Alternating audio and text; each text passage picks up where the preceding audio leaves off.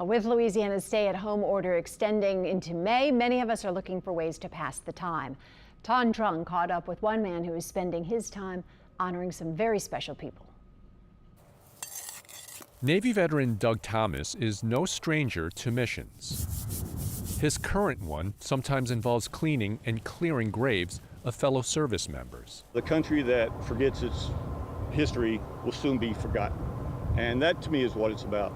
With stay-at-home orders for COVID-19, Thomas can fully focus on a project he started almost 4 years ago to document every veteran buried in New Orleans area cemeteries. Great app I'm using records the GPS location of it. So I've got a map, say the 865 veterans that are buried here.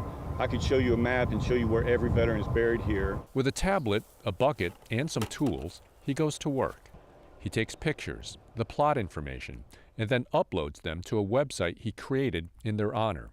It's full of information, their rank and branch, where they served, and when they died. And one day I probably came across 10 different families to where the father served in World War I, the son served in World War II, or World War II in Korea, and then the son served in Vietnam. So that's the other thing, is the families.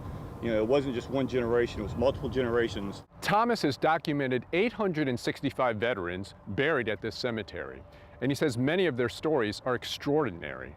Over at Carrollton No. 1, he found 9 members of the U.S. Colored Infantry who served during the Civil War buried there.